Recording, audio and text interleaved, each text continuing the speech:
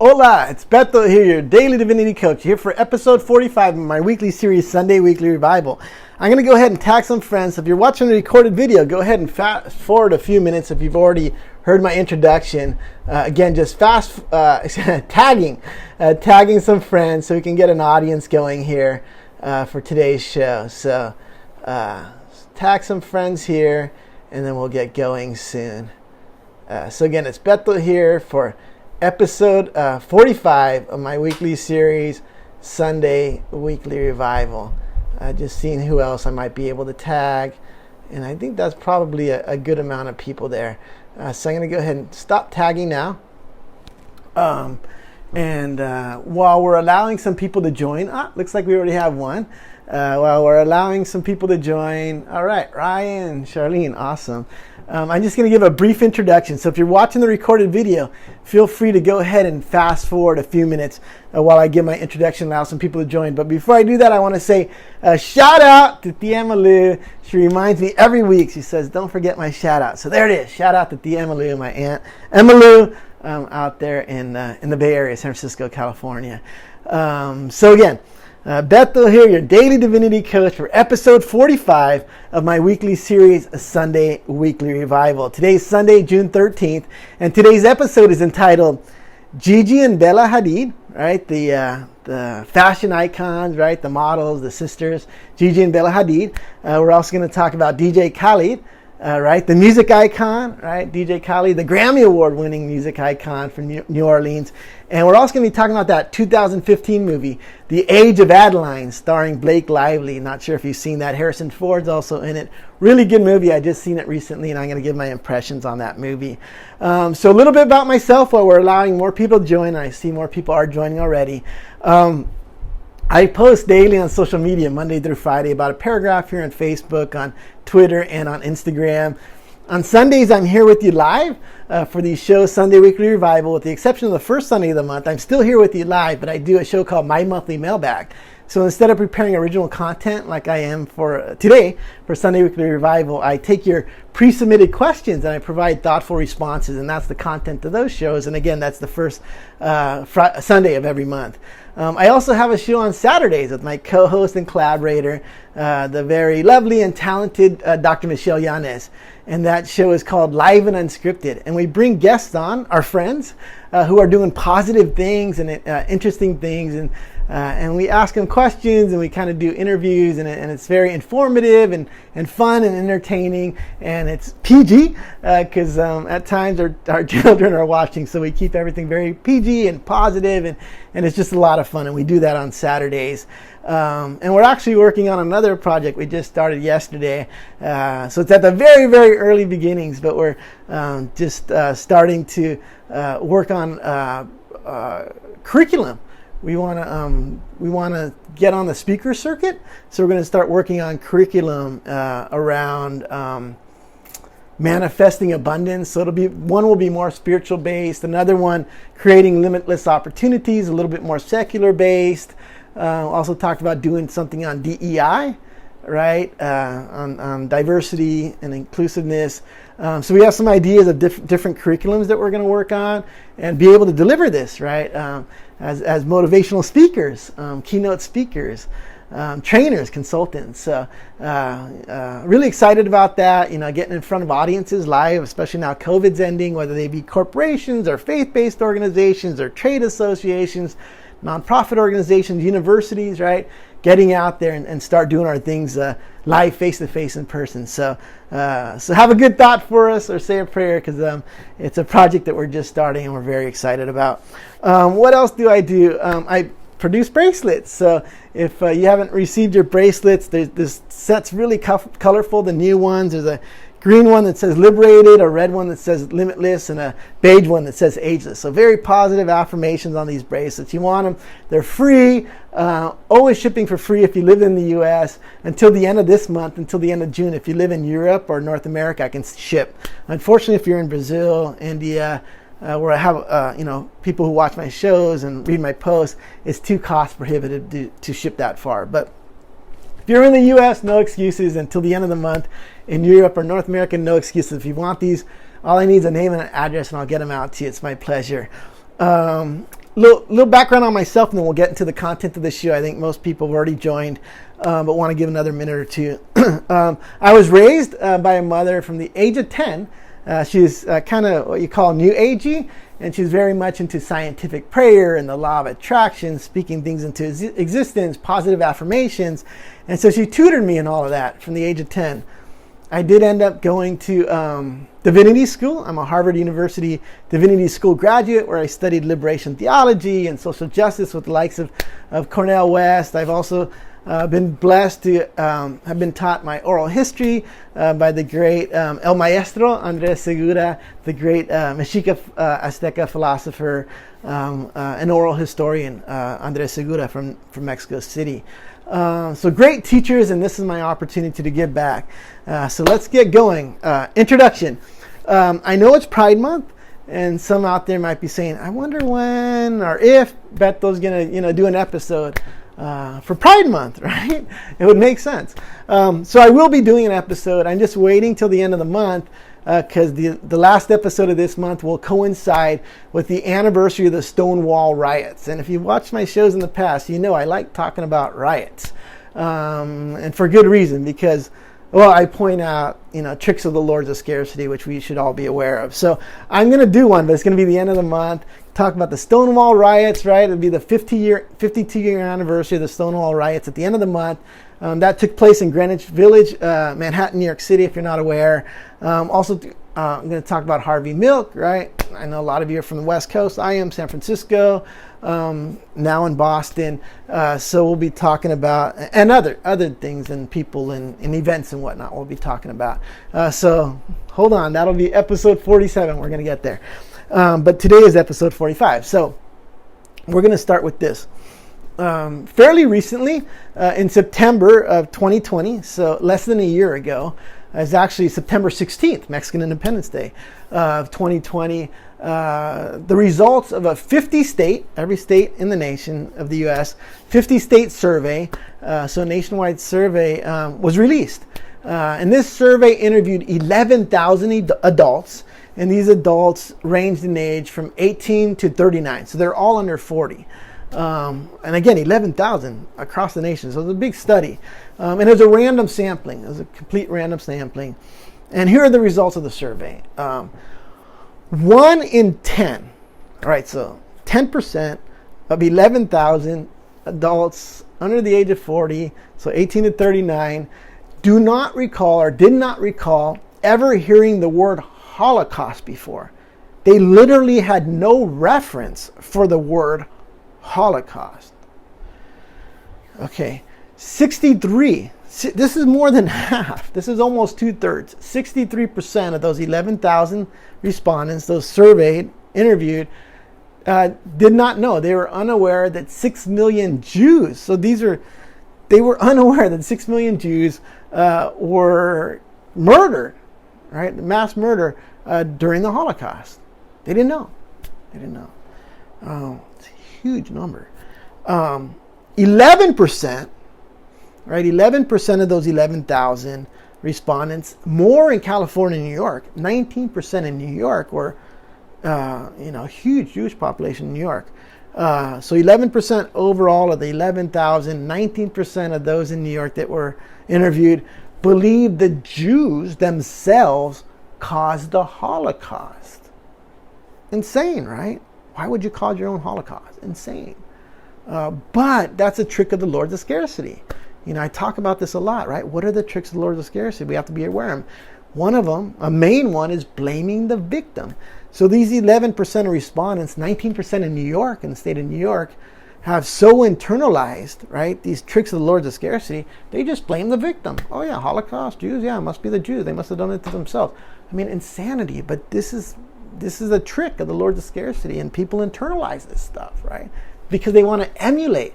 They want to emulate the lords of scarcity so much. They don't want to be abundant. Maybe they want to be like financially abundant, but they don't want to be truly liberated, right? They don't want to be truly liberated. So what was the Holocaust? Let's get a point of frame here. The Holocaust was the systematic, state-sponsored persecution and mass murder of 6 million Jews. It happened. It's documented. 6 million Jewish children, right? Children were killed, women and men. And it's done by the Nazi regime and their collaborators during World War II. So during that period of time between 1941 and 45, not a long period of time, 4 years, 2 out of every 3, so let me say that again, 2 out of every 3 European Jew was killed. I mean, just annihilation is annihilation, is tragic, is just unbelievable. So that's what happened. I mean, that's history, that's documented. During those years of the Holocaust, there were Jews that fled, right? They got out of Europe, they fled. And even the years leading up to World War II, they fled and entered Palestine. And interestingly enough, for those of us from Mexican descent or Central American descent, many of those who fled Europe into Palestine came in undocumented. They didn't have documents. Again, this was, that during that World War II period. Many would follow, right after World War II. Many would follow, and still many are still migrating to Israel right now, or to Palestine.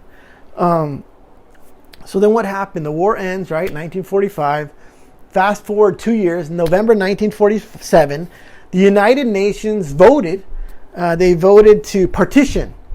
They're going to split up Palestine, right? And the Jews ended up possessing more than half of the land of Palestine, even though they weren't the majority of the population. They were less than half the population at that time. They were going to, they got more than half per the UN allocation. Then you fast forward 6 more months. So now we're in May 14, 1948, and Britain, who had been occupying Palestine, withdrew. They left Palestine. And by that time, the Jews had secured, right, their partition of Palestine, and they're ready to self-govern, and the state of Israel is proclaimed, right? Britain gone. Now we got the state of Israel. Well, the very next day, the state of Israel is only 1 day old. Imagine that, 1 day old. State of Israel is 1 day old, and forces from multiple Arab countries, Egypt, Jordan, Syria, Lebanon, and Iraq. Let me say that again. Egypt, Jordan, Syria, Lebanon, and Iraq. 5 countries invaded Israel. Israel was less well-equipped, right? They weren't as well-equipped as those 5 nations. Yet they were successfully fought off those 5 nations. They fought off the Arabs. Again, they were less well-equipped, but they did it. They pulled it off. During that time, because there's war and chaos and death and destruction going on, hundreds of thousands of Palestinians actually left. They left Palestine. They left the country. And so as a result, the Jewish folk ended up becoming the majority. They ended up becoming the majority. They had been the minority, but now they're becoming the majority in Palestine. Fast forward. Let's fast forward to 1967, right? So that was 48. Now we're going up to 67. So almost 20 years. Fast forward. There was what they call the 6 Day War. The 6 Day War took place in 1967. And during this war, again, Israel's victorious. And they end up capturing East Jerusalem, the West Bank and Gaza, right? Those parts that were partitioned to the Palestinians. They end up capturing those from Jordan, Egypt, and Syria. So now they got the whole thing, right? They got the whole enchilada. Now let's fast forward to 1993. So we're fast forwarding again a couple decades. In 1993, there's the Oslo Peace Accord. And that was between the government of Israel and the Palestinian Liberation Organization, the PLO. And this peace accord envisioned the gradual implementation of Palestinian self-government, right? Self-rule in the West Bank and Gaza. So, there's this idea that they're going to, Israel's going to give back, right, control of the West Bank, Gaza, to the Palestinians per that peace accord, that 1993 Oslo Peace Accord. Nonetheless, that hasn't happened, and tensions are often high. It hasn't happened completely, right? But tensions are often high between Israelis and Palestinians in that area.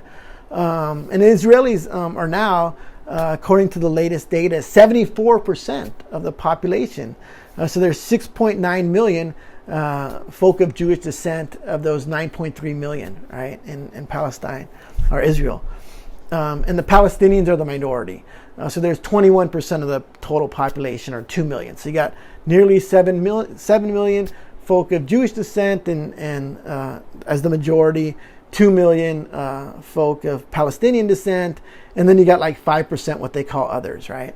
So what happened recently? What happened last month? Current events.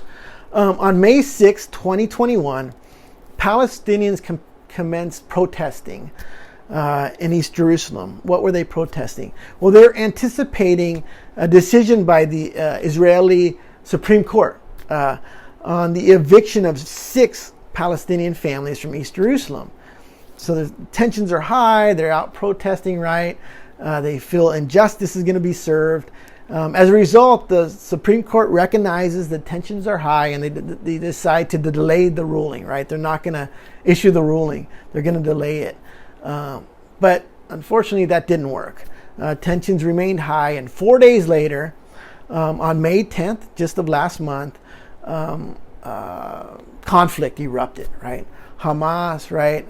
Palestine ends up launching rockets at Israeli targets.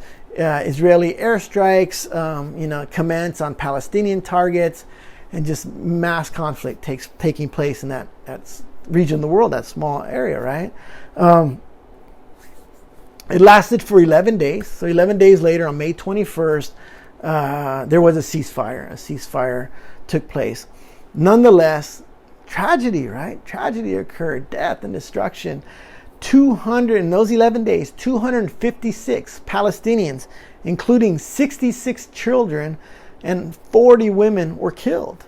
On the other side, there's 13 Israelis that were also killed, including 2 children. So tragedy all around, right? But again, 256 Palestinians, right? They're the minority, right? 21%. 256 Palestinians killed, including 66 children, 40 women. The Israelis, 13 were killed, including 2 children. Tragedy. Also destruction. As of May 19th, so 9 days in, right? It lasted 11 days, but 9 days into the conflict, is reported that there are 72,000 Palestinians that had been displaced. They had no more homes, right? Their homes had been destroyed. Post-ceasefire estimates are that 1,042 housing and commercial units spread over 258 buildings were destroyed, 53 schools were destroyed, 6 hospitals and 11 clinics were damaged. So mass destruction, right? Death, destruction, horrible, tragic. So now we're going to talk about the icons, right? We're going to bring the icons in. So Gigi Hadid, right? If you didn't know, and I didn't know before I started preparing, I'd heard the name, but I didn't know this. She was the 2016 International Model of the Year. And Gigi's father is Palestinian. Her mother is a Dutch model, or a former Dutch model. So she has one Palestinian parent. And she spoke in the past about Palestine, right? She's pro-Palestinian. She's Palestinian, American. Grew up in LA, lives in New York City now due to her modeling career. But she's very supportive of the Palestinian people and other causes of social justice. She's spoken out and donated time, money to other causes, including Black Lives Matter. She's very, very passionate about her support of social justice. And so on May 11th, so this is the day after the conflict started, Gigi Hadid, right, the LA native, right, Palestinian father, Dutch former model mother, she took to social media and put a post up. And it actually received 2.7 million likes. And I'm going to repeat what she wrote because it's very strong. It's a strong message. She wrote, "One cannot advocate for racial equality, LGBTQ and women's rights, condemn corrupt and abusive regimes and other injustices, yet choose to ignore the Palestinian oppression.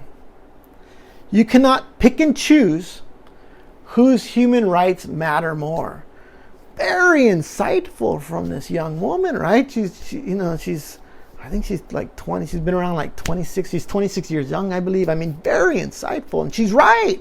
Oppression is oppression. We should always be against oppression, no matter where it comes from, what it looks like. So now enter her sister, right, into the conversation. Bella Hadid, her younger sister, actually. And who is Bella Hadid? Well, Palestinian father, right? Dutch former model mother from Los Angeles, California. And she was actually the 2016 Models.com Model of the Year. So in her own right, an icon of the fashion industry. And also very much pro-Palestinian people, right? She's for her people. And anyhow, shortly after the conflict started, Bella participated in a protest in New York City, a pro-Palestinian protest. And during that protest, there, like any protest, right? There's chants going on, right? If you've been to protests, like I've been to, Si se puede, the chant people say, or there's other chants, right? I can't remember them all. But anyhow, the chant that they were saying there, or one of them anyhow, was from the river to the sea. Let me say that again. From the river to the sea, Palestine will be free. That was the chant, right? Makes sense. However, the State of Israel, on their Twitter account, right? The State of Israel's Twitter account accused Bella of being anti-Semitic. And what they said on their Twitter account was that she had said, she hadn't said, from the river to the sea, Palestine will be free. To them, the State of Israel, she had said these words, she had said something about throwing the Jews, right? And it's quoted, throwing the Jews into the sea, and advocated the elimination of the State of Israel, which is totally not what she said, right? She did not say it. So the nation, right? The power of the nation of Israel with their Twitter accounts coming right after this young model in New York City, right? It's amazing, right? That they would do that, right? But they see her as a Palestinian woman, and they're coming after her, right? They don't care where she is or who she is. And so they throw this big lie out there, right? And there were people there, with Gigi, with Bella at that protest, and they heard what she's chanted, because they're all chanting the same thing, and they correctfully corrected the misinformation. And they said, no, she did not say throw Jews into the sea. She did not advocate the elimination of Israel. She said from the river to the sea, Palestine should be free. So she had her supporters come out. And then she also, herself came out, right, on social media. She denied the accusation that she said those words. She denied being against the Israeli people. She denied being anti-Semitic. And this is what she wrote and posted on social media on May 12th. So 2 days into the conflict. She wrote, "This is not about religion. This is not about spewing hate on one or the other. This is about Israeli colonization, ethnic cleansing, military occupation, and apartheid over the Palestinian people that has been going on for years." Right? So she denies the accusation, but she still, voices her support of the people and brings the record clear as to what's been going on over the last decades, right? The last decades. So now let's shift gears, talk about the music icon DJ Khaled, right?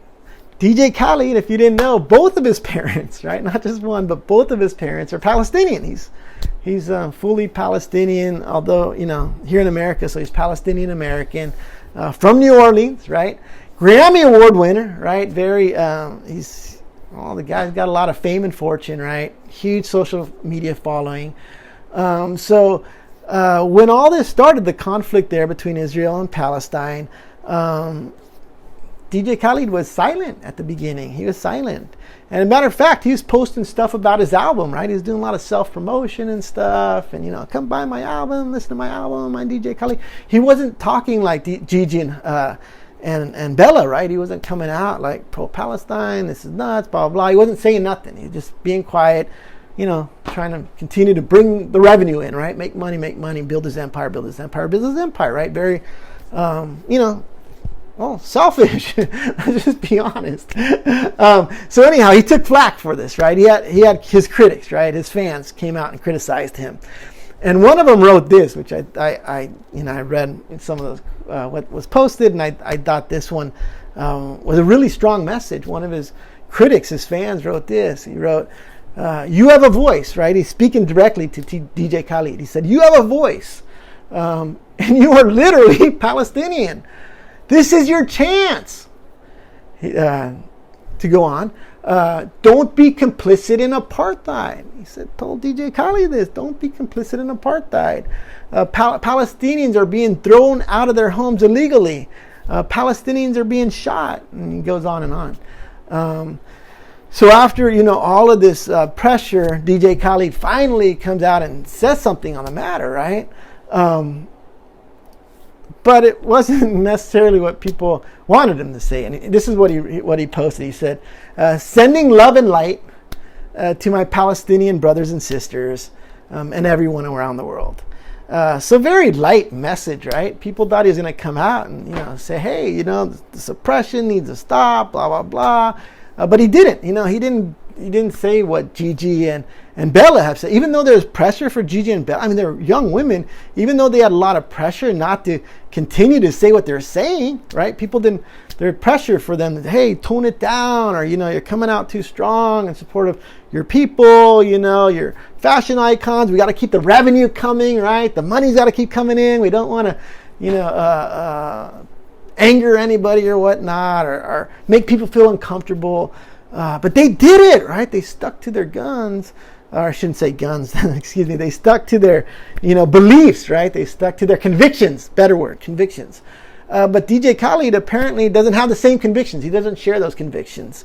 And that's not atypical, unfortunately, of fourth world history, or world's history across the multiple worlds, right? Of the Hopi Maya, the first world, second world, third world, fourth world, which is ending. It's not atypical of worlds with an S history, right? We have people like DJ Khaled, right? New Orleans native, Palestinian parents, who emulate the hyper-materialism of the lords of scarcity, of the oppressors, right? And in their minds, they're like, hey, just be like me. Look, I'm wealthy, I'm fame, I'm fortune. Just be like me. Everything's going to be cool. But it doesn't work that way, right? We know it doesn't work that way. But they've so internalized the hyper-materialism of the lords and scarcity, it's really hard for them to think any other way, right? Just emulate me, because I'm emulating them, right? Hyper-materialism, everything's good. Again, it doesn't work that way, but that's what happens, right? People emulate the lords of scarcity. Another example, right? The Jewish folk, right? The Israel, right? The oppressed, they were oppressed not too long ago, right? The Holocaust, 6 million Jews, 2 out of every 3 European Jews massacred, right? Persecuted, oppressed, massacred during the Holocaust, during just those 4 years from 1941 to 45. They were the oppressed, right? They become the state of Israel, right? Win a couple wars, and what happens? They become the oppressors, right? They're oppressing the Palestinian people. That's not atypical. If you look at world's history with an S, first world, second world, third world, fourth world is ending now. If you look at world's history, this is not atypical. The oppressed become the oppressors. Unfortunately, tragically, this is what happens, right? You emulate the oppressors, right? DJ Khaled, you become the oppressors, right? Israel, and then you oppress. Then it's just, Palestine, right? This is what happens, right? This is what happens. This is scarcity mindset. And then you got these people, right?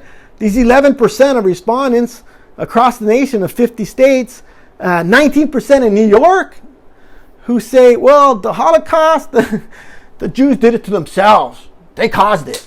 What? Can you imagine? What insanity a response, what an insane response to say that 6 million Jews, and more, right? Because some escaped and whatnot, but 6 million Jews mass murdered themselves? But you got those people. What are they doing? They're emulating the lords of scarcity. Because what did the lords of scarcity do? Remember we talked about the Zoot Suit riots and these other riots. We'll be talking about the Stonewall riots. What do? They blame the victim, right? They're in LA. What happened? It was the military, right?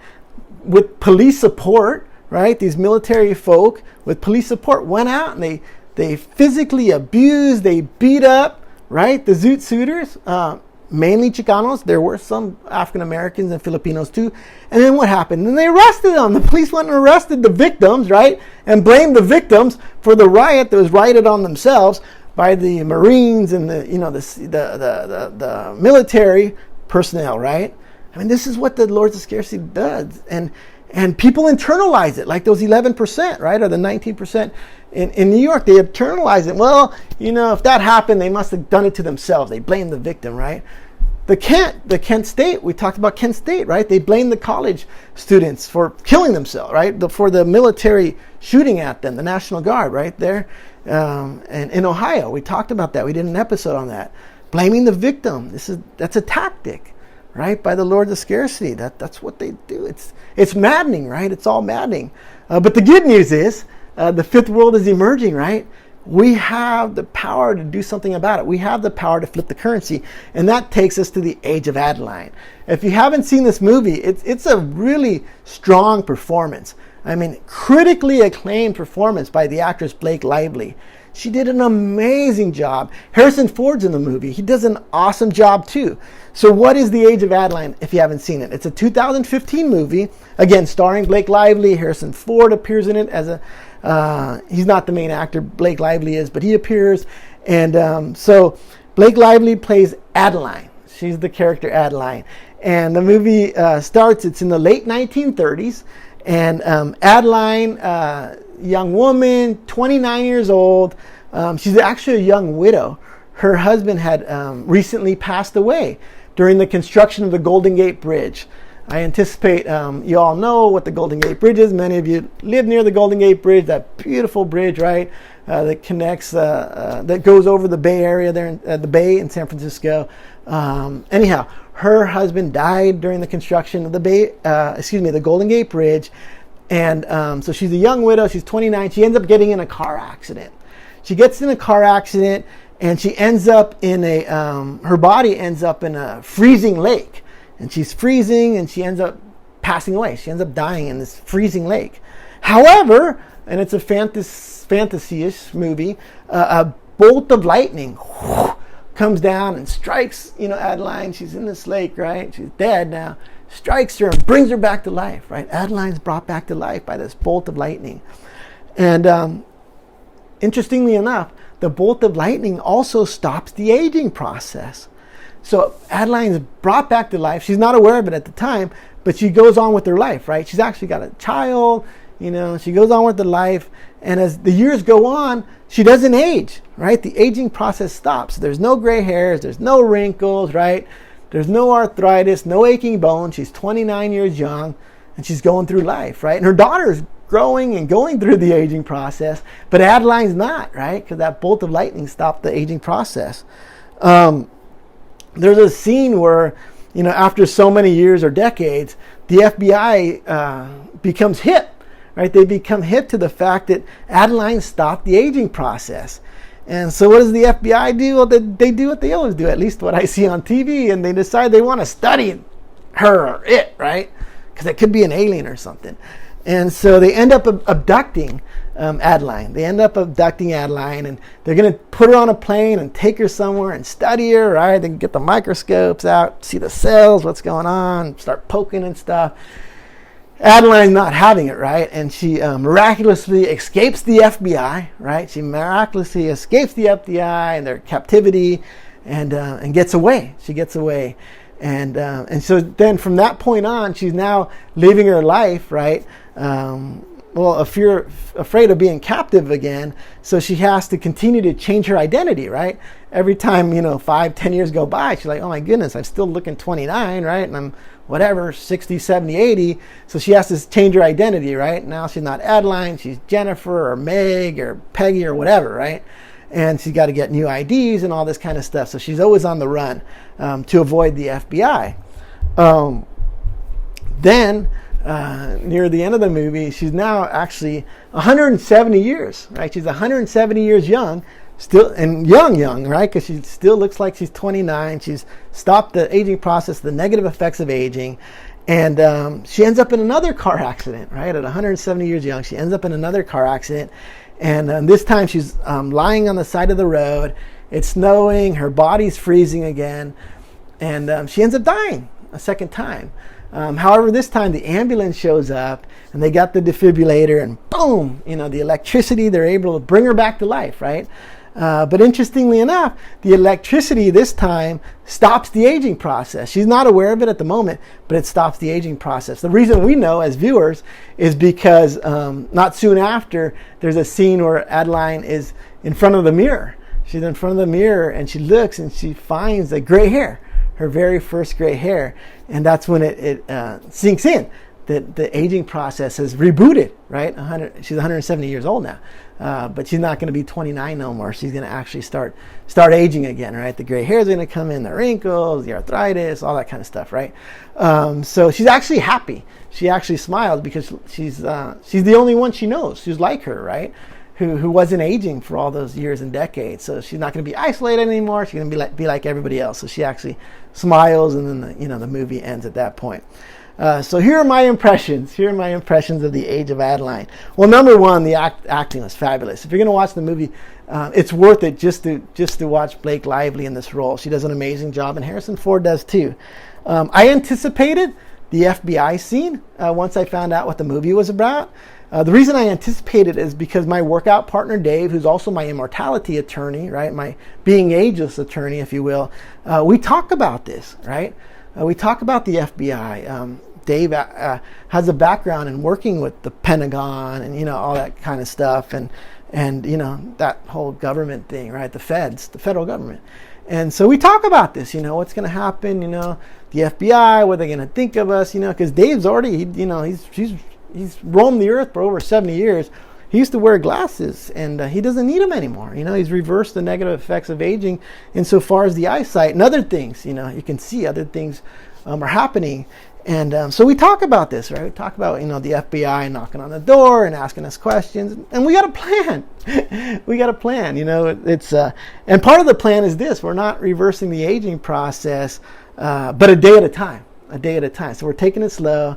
We're documenting it, right? Here on social media, we have video documented. People are aware of what we're doing. So we're not doing it, in secret or hiding or nothing like that. So this is what we're doing, right? So I anticipated that scene. It's nothing that surprised me. The other thing is I also anticipated the isolation, right? That Adeline felt isolated. She felt lonely, right? She's 170 years old or young. She's looking like she's 29 years young. And she's lonely because nobody else is doing this with her, right? And so that's why I teach, right? I could very well be like, oh, you know what? I got all this knowledge and wisdom about stopping or reversing the aging process. I'm just going to do it myself. And in 10 years, 20 years, when I'm looking 10, 20 years younger, I'll just come on, or 10 or 20 years having reversed the negative effects of aging, I'll come on social media and I'll talk about it. And good luck to you all. No. From the very beginning, when I started this process, I've come on and I'm helping teach and, build a team, right? Because how much fun would it be if it's only like 2 or 3 of us doing this? I mean, it's gonna feel isolating, right? Especially after 10 years, 20 years, 30 years. So that's why I'm here to get the message out. Not only that, but if we're gonna flip the currency, right? And because this is a righteous act, right? It's not about ego, right? I'm not a supermodel. This is not about ego. And I'm not saying all supermodels are egotistical. What I'm saying is it's not about ego. It's about serving the least of these, right? As the great teacher taught us. It's about the least of these. We got to flip the currency because we've been doing this too long with man-made currency, right? What is man-made currency? It's supported by the philosophies of Marxism and capitalism, libertarianism, socialism, right? Man-made economics, which is the study of scarcity. We got to get that scarcity thing away, usher in abundance. And part of ushering in abundance and flipping the currency is this. It's stopping and reversing the negative effects of aging, which we know is possible scientifically. We know our bodies are made of stardust. We can do this. We also have social research, right, by a Harvard social psychologist who's proved this is possible. She actually did a study, experimental group and a control group. We talked about this recently. So anyhow, I'm going to stop with one more thing I want to talk about, and that is positive affirmations. I recently put up a post I think it was a couple days ago, and somebody said, Beto, this is awesome. She said, can you provide some positive longevity affirmations, right?